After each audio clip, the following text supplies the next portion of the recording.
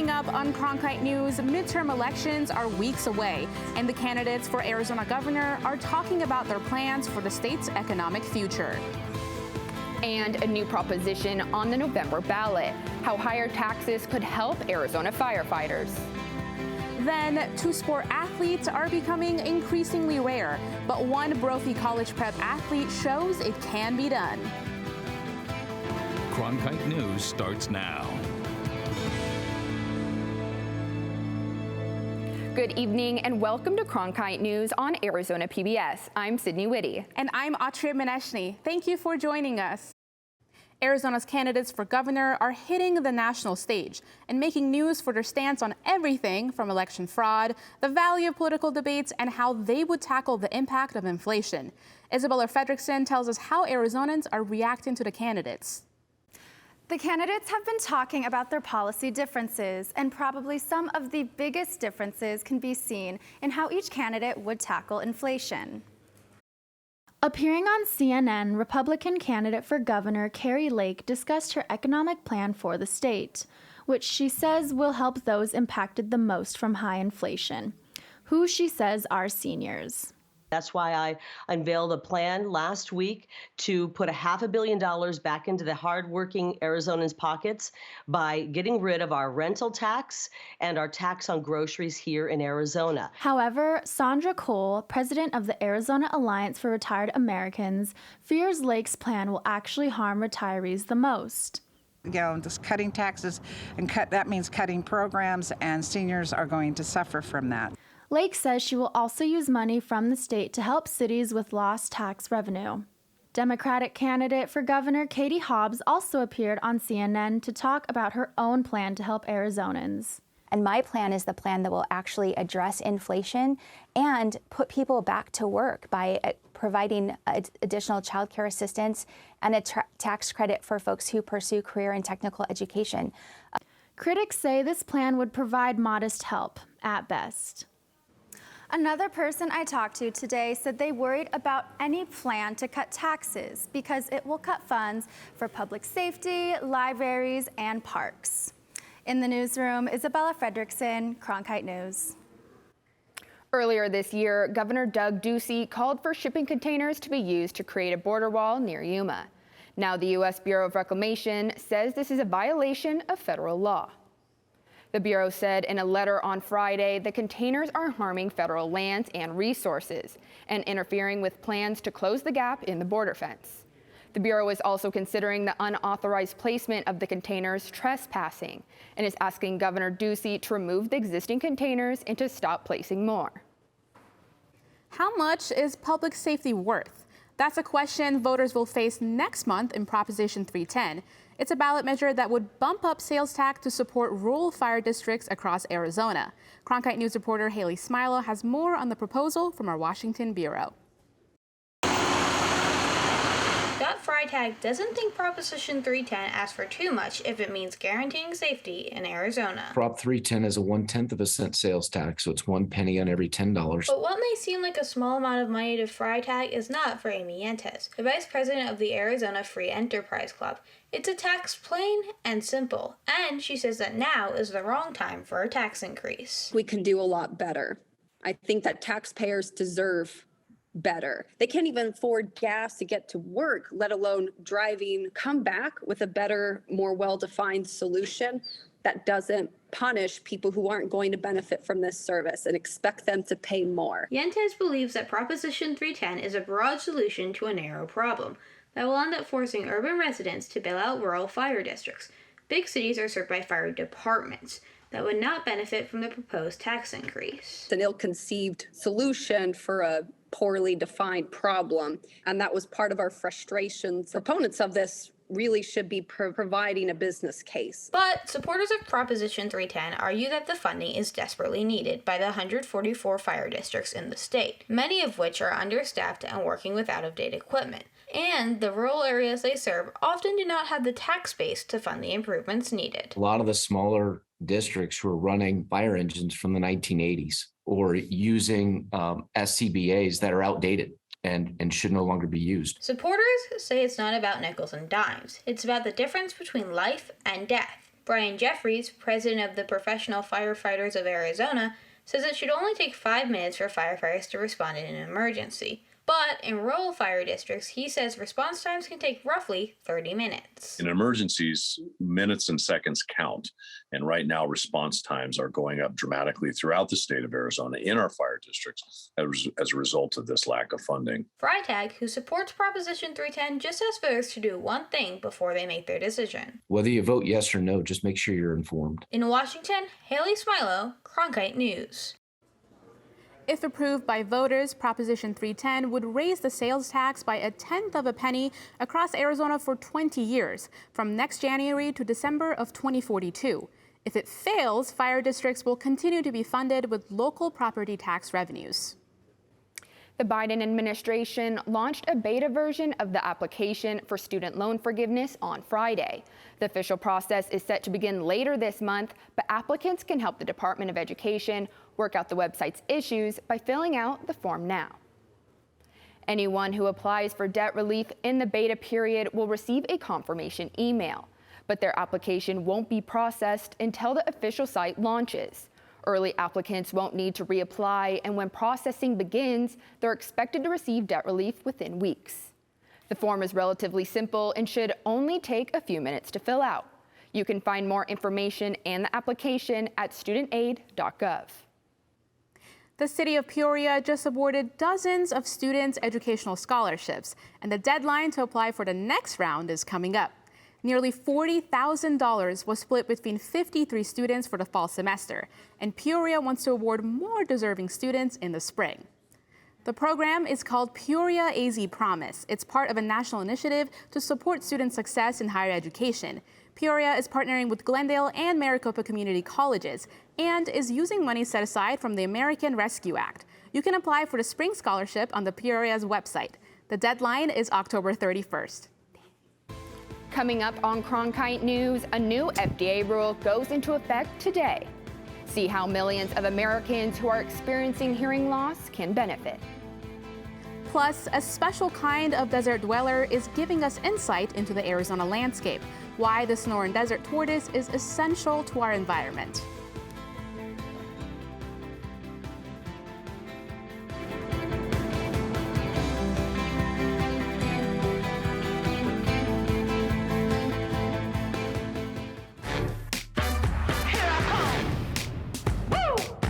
Ain't no time for imitation, ain't no time for playing. I'm just gonna do me. You know what I'm saying?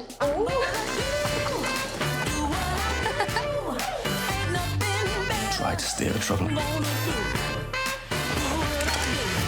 Where's the fun in that? You know how ladies can be. I'ma do what I do. Did you know newsrooms today are looking for bilingual journalists? Cronkite Noticias prepares you to cover diverse communities. In Cronkite Noticias, you will obtain an unforgettable experience. Nopales como este van a tumbar. Cronkite Noticias. And develop your skills with the latest technology.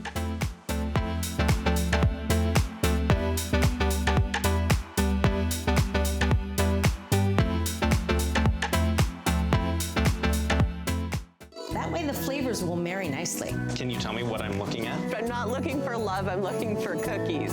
And there's still places to discover. It just absorbs you. You can make this at home if you can't find it. I will continue to eat and drink until you get here. Get here fast. Cheers.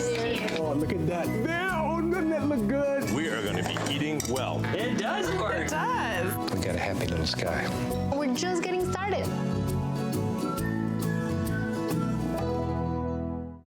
Starting today, millions of Americans who are suffering from hearing loss will be able to buy hearing aids over the counter without a prescription. New FDA rules take effect today. Until now, only about 1/5 of Americans over 70 were able to comfortably afford hearing aids. They previously cost on average between $4,000 and $5,000. Now consumers who need them will be able to pick them up at retailers like Best Buy and Walmart. There's no reason why someone still want to see a doctor. But from there, though, you're not constrained by having to pay several thousand dollars for prescription hearing aids. You can just get a counter, which may be all you need. Experts suggest to get your hearing tested before heading to a store that will let you know your hearing levels. And before buying, check the product's return policy and warranty, and look for the words OTC or over-the-counter hearing aid on the package. If it doesn't say that, then it's not an FDA-regulated device. Tortoises may not be the first animal you think of when you think of the Arizona landscape, but they're one of the most integral species here in the Sonoran Desert. Sarah Blue has more about some research into these desert dwellers. This Sonoran desert tortoise, who makes his home at the Arizona Game and Fish Department, can move surprisingly fast. This is one reason that another group of tortoises in the McDowell Mountains are being tracked with GPS units stuck to their shells. This 3-year study at the Sonoran McDowell Conservancy looks at their day-to-day and sometimes night movements. We found the tortoises were moving at night, which was really cool and something we didn't know before. And we also got photo evidence of other wildlife using tortoise burrows, like skunks and Gila monsters, lizards, other small mammals. These findings help show how essential the species is here in the desert. They provide like a snapshot of the health of the ecosystem. So if the desert tortoises are not doing well or not thriving, typically indicates that there is an issue with the entire ecosystem as well. Tortoise populations are currently at healthy levels, according to Chad Rupke of the Arizona Game and Fish Department. Populations are pretty stable. Even though we've seen declines in some areas, we've seen upticks in other areas. The McDowell study currently tracks 22 tortoises, 10 of which are juveniles. Soon, volunteers will remove the radio telemetry equipment as tortoises burrow for the winter. But they'll get their tracking devices back in the spring of next year, so researchers can continue their work. In Phoenix, Sarah Blue, Cronkite News. There is 1 year left in this program. After that, the Sonoran McDowell Conservancy hopes to extend the project into a long-term study to further understand tortoise movement. Speaking of tortoise movement, tortoises are actually more active in the rain. With a lot of rainfall this weekend, Sarah Blue is tracking our chances for more from the Cronkite News Weather Center. Exactly, Sydney. Well, here's what we got across the valley over the weekend. We got over 2 inches in Avondale and Buckeye, over an inch down south in Queen Creek, looking up north over an inch in Deer Valley and Cave Creek. But looking ahead, we're not going to have a chance of storms for a couple of days. These are our dew points across the state for tomorrow. To get those storms, we really want something in the upper 50s or above 60, and we just simply don't have that moisture available to create those storms. But we will have relief in the overnight hours. We're going to be in those 60s down south, up north in those 50s and 40s, up in Grand Canyon reaching the freezing point of 32. Your highs for tomorrow, we're hanging in those 80s down south along the Mogollon Rim, those 60s and 70s, low 90s across the western part of the state, but up north in the high country, seeing those 60s. Flagstaff only a high of 60 tomorrow. We will be warming up though as the week continues because we have this area of high pressure that's going to hang out over our state and really promote those warmer temperatures going forward. It's going to suppress our rain chances until the weekend when we have this area of low pressure moving in, which will give us those storm chances on Friday, Saturday, and Sunday. So here's what that looks like. 80s tomorrow, warming up to our hot spot of 91 on Thursday. Through the weekend, we have a chance of those showers, with our best bet being a 30% chance on Sunday. From the Cronkite News Weather Center, I'm Sarah Blue. I'm Victoria Samuels. Coming up after the break, I'll have your Cronkite Sports Report. The Cardinals are last in the division and lost to Seattle. Now fans are calling for some big changes.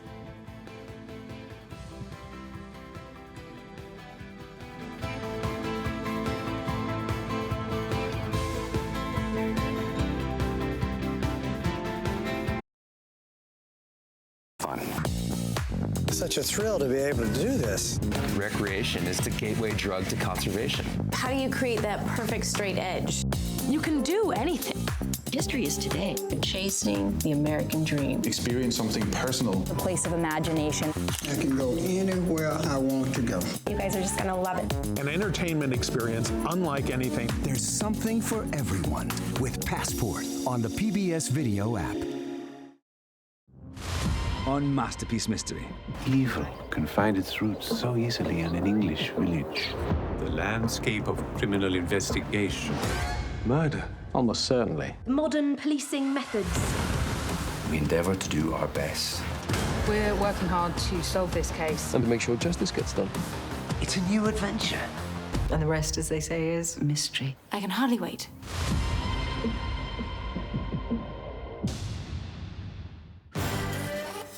Art was one of the powers that made life life. I think we all believed that.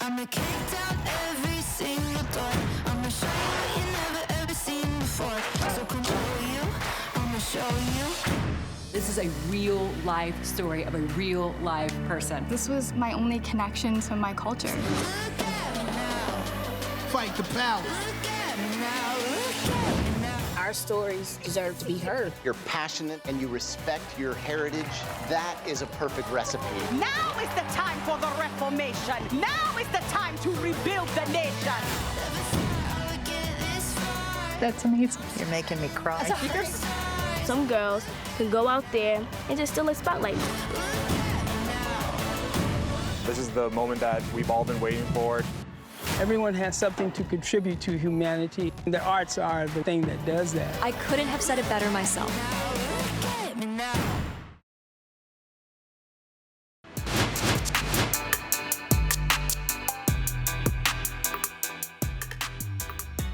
Welcome back to the Cronkite Sports Report. I'm Victoria Samuels.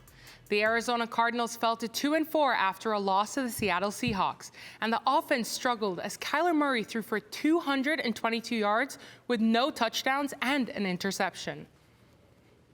The loss has prompted widespread calls for head coach Cliff Kingsbury to be fired, and many are calling for general manager Steve Keim to be removed as well. Kingsbury is in his 4th season with the team. Both signed contract extensions back in March to remain in Arizona throughout the 2027 season. Right now, Kingsbury is just trying to get his offense back on track. He's even open to giving someone else the play-calling duties.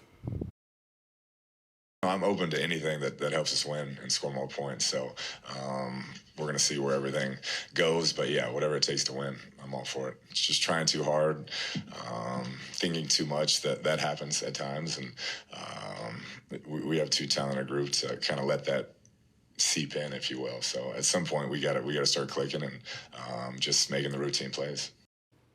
The Cardinals are looking to get some of their offensive firepower back this week. DeAndre Hopkins is set to play Thursday, and the team traded for Panthers wide receiver Robbie Anderson this morning.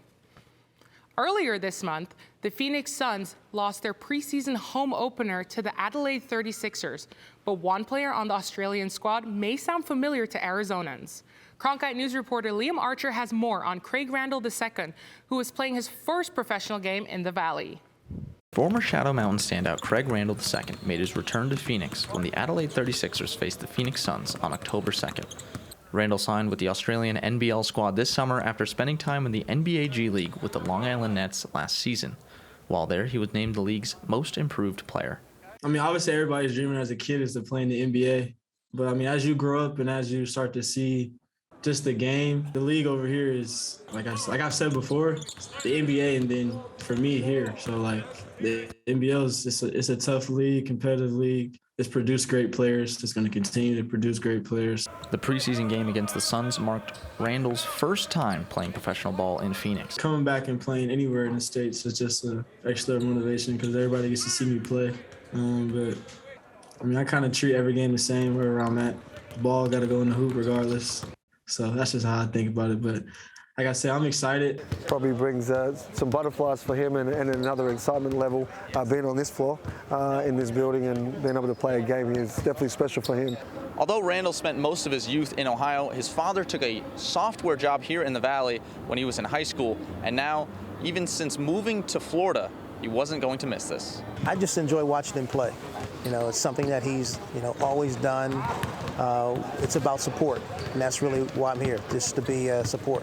As far as expectations go, Coach Bruton knew that Randall would have extra motivation to put on a show. He wants to have a chance to play in this league, and I know he wants to be great, and we want to be successful here as well. he's a firecracker in saying that he can be explosive. We've seen that in the G League. There's times where he can put a number of points on the board. Randall and the 36ers made a tremendous statement against the Phoenix Suns, winning 134-124. The leading scorer, Craig Randall II, with 35 points. In Phoenix, Liam Archer, Cronkite News. The 36ers are 2 games into their season, and Randall is averaging 23 points per game. The Phoenix Rising season came to a close on Saturday. The Rising needed to finish in the top 7 to make the USL playoffs, but finished in 10th place, 4 points out of a post-birth season. Although the Rising were victorious against Atlanta United 2 at home on Saturday, the team was not able to make up enough ground to advance to the playoffs. Coach Juan Guerra is proud of the progress he made with the team since taking over midway through the season. We changed many things, and the boys absorbed that very well, and they try to push forward, being brave and trying to give back to what I just said, to the organization, to the fan base. So that's a huge building block for next year. We just have to make sure now we have some time. Today's athletes and coaches tend to focus on specializing in one sport, but one student athlete at Brophy College Prep is excelling in 2 different sports in the same season. Cronkite News reporter Michael Donahue has more on the 2-sport athlete. Charlie Palmer started his passion for golf at a young age. I would always go out with my dad and my grandpa, and he would teach me like the basic fundamentals of golf. I don't really remember until I was about like 7 or 8, like actually liking it that much. When he was 9, Palmer placed second in his first golf tournament. More wins and success followed Palmer, solidifying his drive to be a golfer. Once I was like 10, 11, 12, like winning a bunch of tournaments, it was extremely like fun and exhilarating, like being against a field of other kids doing the same thing as you. Besides the golf course, Palmer could be found spending his free time here at the Edward A. Reese SJ Aquatic Center, where he competed on the Brophy swim team for 3 years during the same season as golf. Palmer said both his coaches supported him playing 2 sports at the same time.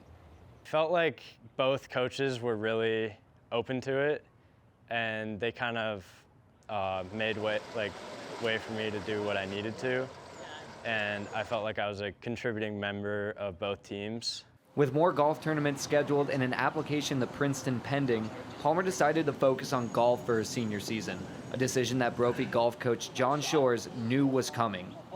In the back of my mind, I knew that trying to balance both was going to be a big challenge. Brophy academics are obviously a challenge in and of themselves. So to try to navigate swimming practice, swimming meets, golf meets, it was going to be a tall order for him. Palmer emphasized bonding with the golf team now that he has more time on his hands, and his teammates, such as Henry Dahl, have seen the improvement in his leadership. I was on the team when I was a freshman. He was a sophomore, so to see him kind of grow as a leader and step up now that he's a senior and kind of guide the younger classmen it's been a fun thing to see. While Palmer won't be hopping into the pool this fall, he said that swimming improved his golf game and made him realize his true passion. In Phoenix, Michael Donahue, Cronkite News. Palmer has verbally committed to Princeton University, where he plans to play golf next fall. That's it for today's Cronkite Sports Report. Back to you, Atria. Still ahead on Cronkite News, there's a special sporting event happening in the Valley this weekend. How you can get out and enjoy fall temps while supporting athletes of all abilities. And that's the way it is. Monday, September. Newscasting has changed a lot since the time of Walter Cronkite.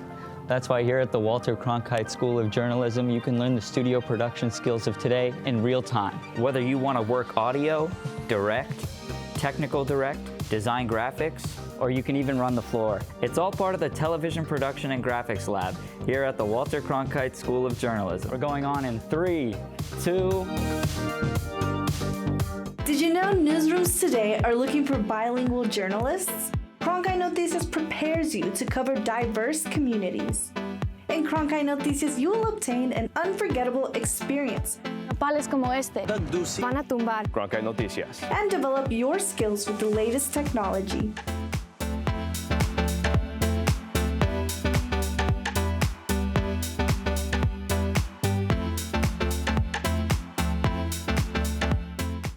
Walter Cronkite School of Journalism and Mass Communication's Phoenix Sports Bureau provides students with hands-on learning experiences and opportunities in sports journalism. From covering local high schools, colleges, and the pros, students get the opportunity to go live from our Facebook shows covering local, collegiate, and pro sports in the Valley. From digital reporting, broadcast, social media, and producing, there's opportunities for all. For more, go to cronkitenews.azpbs.org. This weekend, more than 1,000 athletes from across Arizona will be competing in the Special Olympic Fall Games. It's one of the organization's biggest competitions of the year and celebrates athletes of all abilities. The Fall Games take place all weekend in Peoria, starting with opening ceremonies starting Friday at 7 p.m. There will be swimming, softball, and bocce games. Athletes will also be able to participate in educational opportunities throughout health, education, and Strong Mind programs. Everyone is welcome to attend and support the athletes. That's it for your Cronkite News tonight. Thanks for joining us. For top Arizona stories anytime, go to cronkitenews.azpbs.org.